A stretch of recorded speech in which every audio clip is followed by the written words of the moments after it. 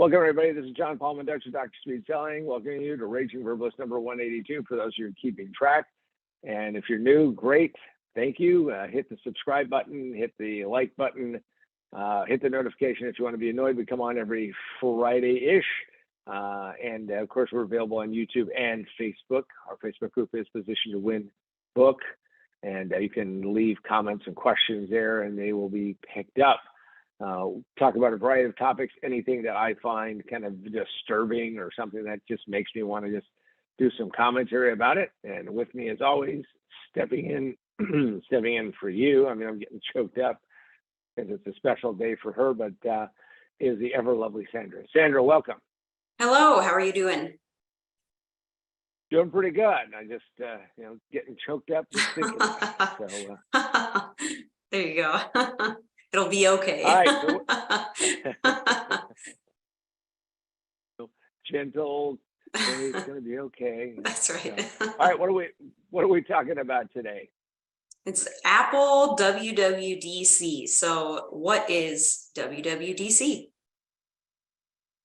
WWDC, for those who are not in the Apple universe or ecosystem or walled garden or dungeon, if some of you think of it that way, is the Worldwide Developers Conference. And every June, they kick this off. And now that COVID is over, people make the pilgrimage to Northern California, and they get tickets because they are developers of Apple software and use Apple software. So they show up every year, and they come together, and they do that. And of course, what they do is they have an announcement or a presentation, I guess is the better way to say it.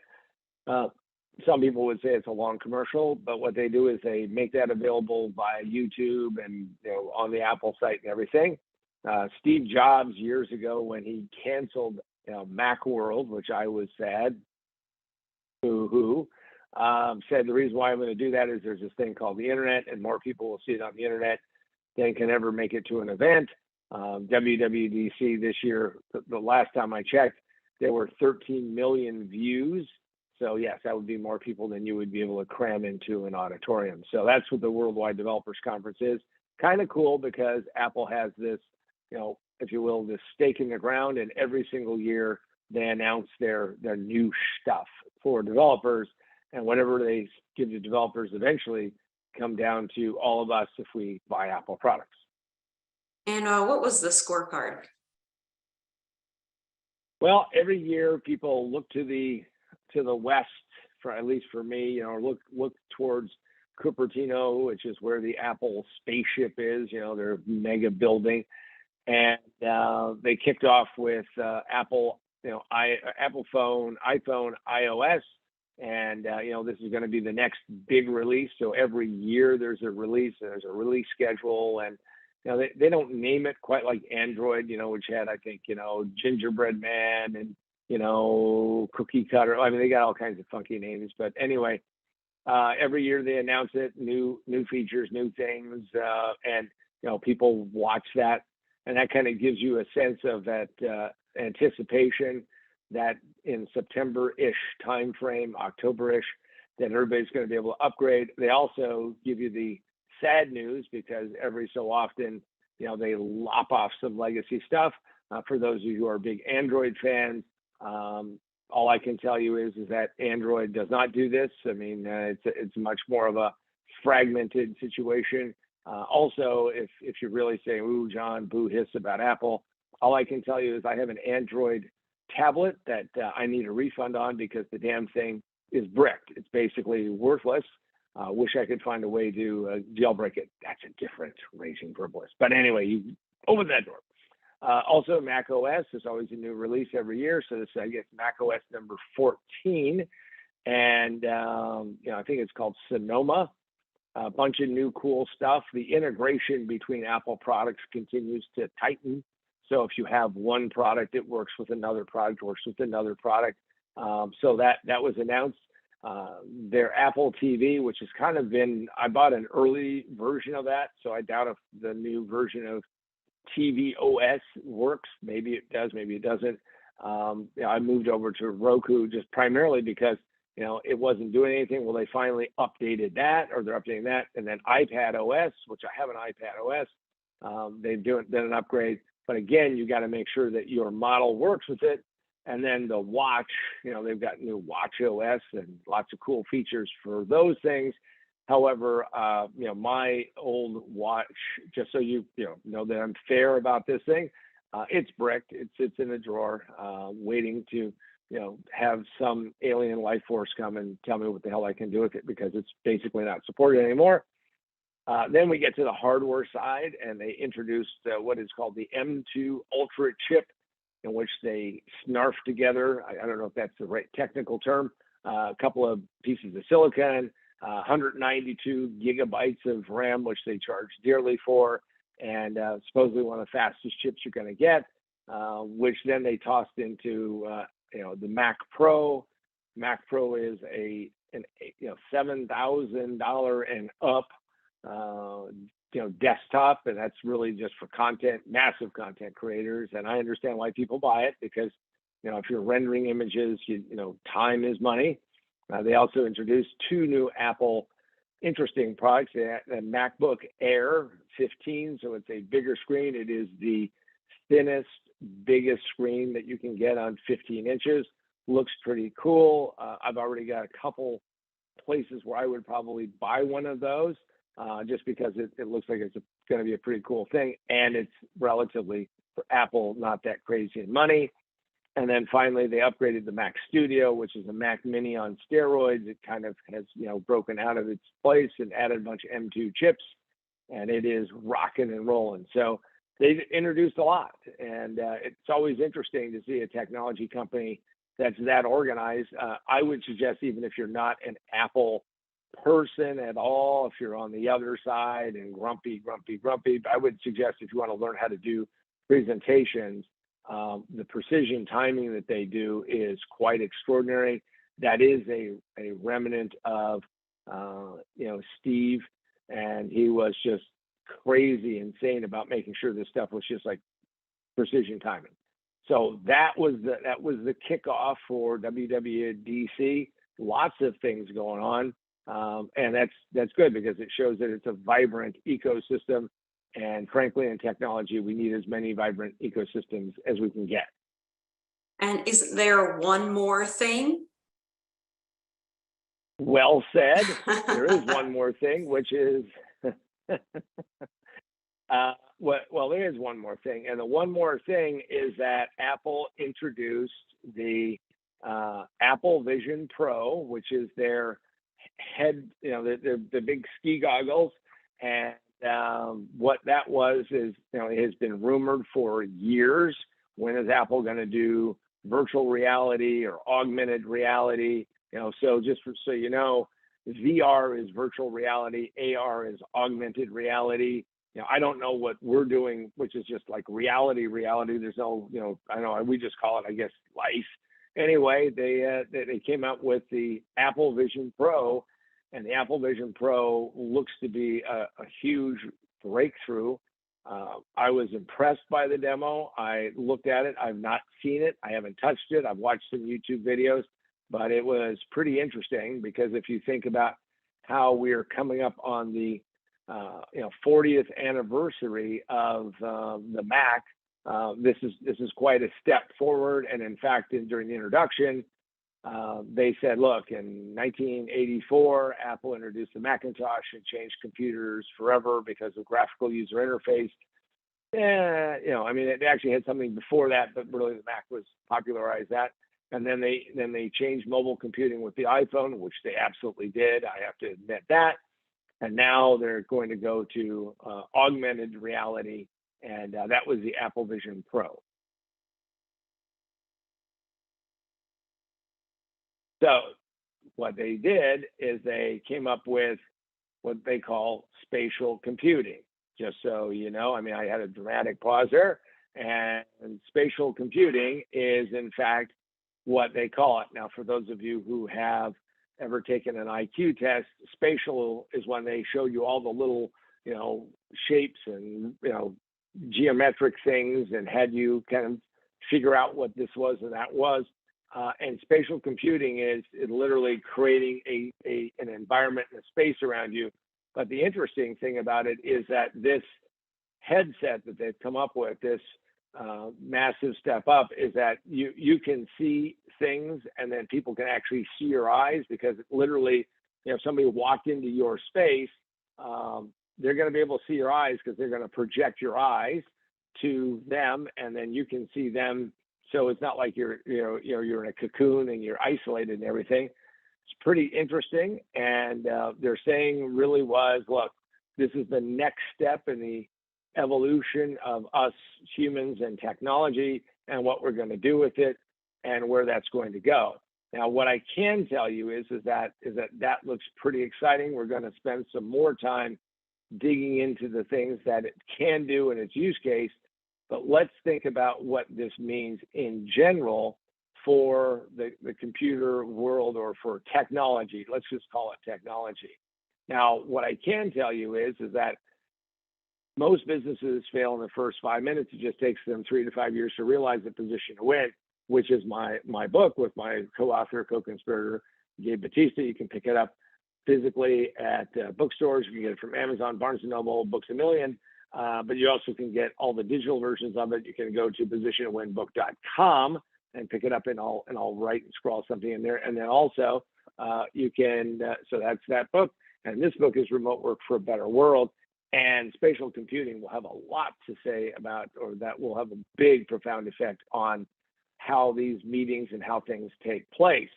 So what I can tell you is without a doubt that this idea of spatial computing is going to dramatically change, assuming adoption happens. It's going to dramatically change how you interact with technology. So that's the kind of kickoff. Looks pretty interesting. Can't wait to see it in the store and test it out and see what it looks like, and also read more details about the technology itself. Will this be a game changer? Well, it has all the markings of a profound change in technology.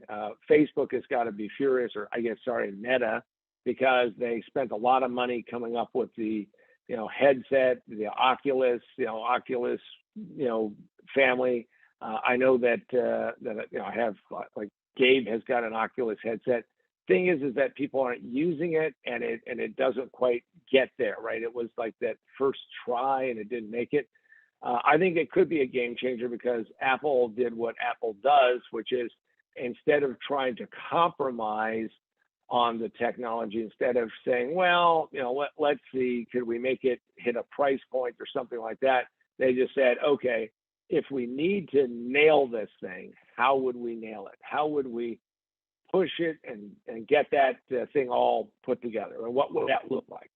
And to me, that is going to be profound, because there are some use cases. First off, since you have essentially a 4K display in each eye, and you can sit there and you can watch what is effectively a 100-inch screen without having a 100-inch screen. And yeah, I see that people would end up taking them on planes and transportation, all that. But more importantly, it's the fact that you end up with all of this other capability, augmented use of, other space and time. And, now the question is, how much bandwidth do you need to make all this stuff work? That's undefined. Also, what is the code going to look like to make all that work? So to me, it's a game changer from the biggest standpoint. And the biggest standpoint is that it's going to allow people to interact differently with technology. Right now, we haven't had a lot of change since, we've got keyboards, we've got mice, we got touch screens, we've got, but we're now speaking to computers, though, or speaking to technology, which kind of works and kind of doesn't. But every once in a while, Sandra and I will be just having a normal conversation, and then Alexa will kick off, and then she's got to, slap Alexa around a little bit and say, shut up, Alexa, or something like that. So, this has the possibility of creating this entire environment, and also replacing your phone and your computer all in one, and having you interact and getting work done. So in that regard, it could very much be a game changer. And how much does it cost? Typical of Apple, it's going to be at a premium price. It's $3,499 to start. I mean, I know they're going to probably add more to it. Delivery is going to be 2024, so it matches up with the 40th anniversary of Macintosh. They did a smart thing in which they actually have the battery as a separate item, which some people have started to whine about. All I can tell you is that having lived through the early days of cell phones where, you had the big honking battery, and if the thing lasted an hour, you were, oh, happy days, and, you were tethered to the wall and all of that. So I'm not surprised. I think it's a high enough price point that it's going to be only those who are really innovators, and that's really the start of any adoption curve, is the innovators. And we're going to see what's going to take place. Now, there has to be a killer app or two, and when that killer app shows up, it'll start driving sales of this. I suspect it's going to have a pretty, it's going to be an okay rollout. It's not going to be a runaway success. However, I can tell you that when the iPad showed up, people had a lot of questions about that. And then all the cheap Android tablets came out, and they're still coming out. But Apple dominates the tablet market without a doubt. And it dominates it just because the software works. And that's the key. Does the software work? Can you get the software to do what you need it to do? So yeah, it's $3,500, a little steep in price.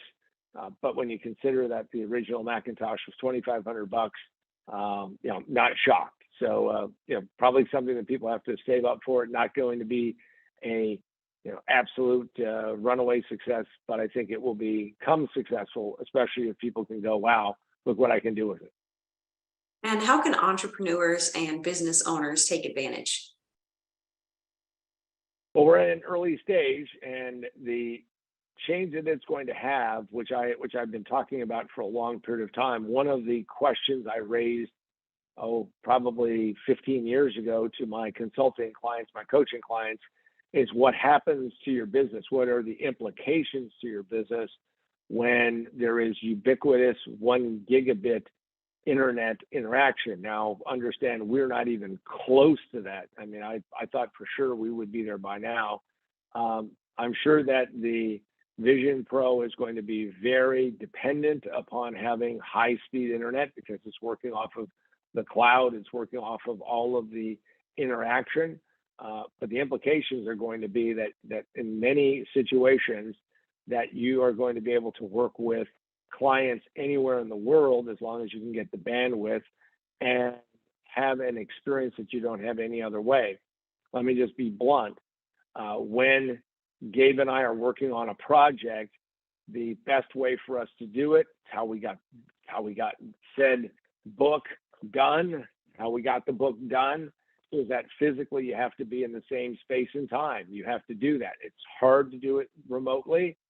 We wrote a book on how to do things remotely. But when you get in the same room, the same space and time, things change. Things are happening in a different way. So I believe that when this becomes more widely available, probably going to see a lot of people who aren't going to fly, because you're going to be able to have meetings and have really a feeling of co-location and really have that integration. What we're doing now with Zoom will be seen as and again, this is like the third, generational revolution on, meetings and all that. But I can tell you it's not the same. And what will happen is it will probably change business travel profoundly. It will also change how somebody can interact and see the world around them that they were never able to see. And it will also bring some opportunities for remote things, like to bring in an expert, especially in a medical situation, and bringing in an expert who is, thousands of miles away across the big ocean, and having them consult or be there live in real time. So those are some of the implications.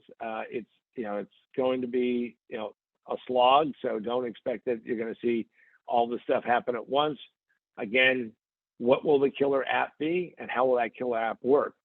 We'll see if in fact they positioned it the right way, and if they made the right choices and decisions on the positioning. I think they did by going high end.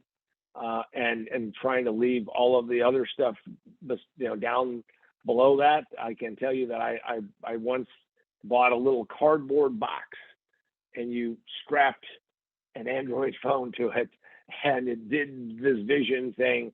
And all I can tell you is that that is like an old old Viewgraph toy that people had, and compared to 4K, all of the rest of that.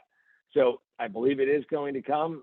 The question is are you going to be aware of it? Are you going to pay attention to it? Because if you do, and if you get in front of it, this is when trends start to happen. Trends are one of those things that the people who pick up on them early on get great advantage because of that before they become mainstream. We'll see if it ever gets to mainstream, but I can tell you that for that niche, it's going to be a profound and specifically used item. Nothing like making a multi-million-dollar presentation where you can essentially be in the same room with a group of people who are not in the same space, and instead of flying all that high-priced talent around, make sure that everybody is there and it all feels like we are in the same space and time. If that can take place to any level above where we are today, the change will be enormous. And with that, this is John Paul Mendoza, Dr. Speed Selling. And for myself and the ever lovely Sandra, this has been the Raging Verbalist number 182. Go out and have a great one, and we'll see you on the next Raging Verbalist.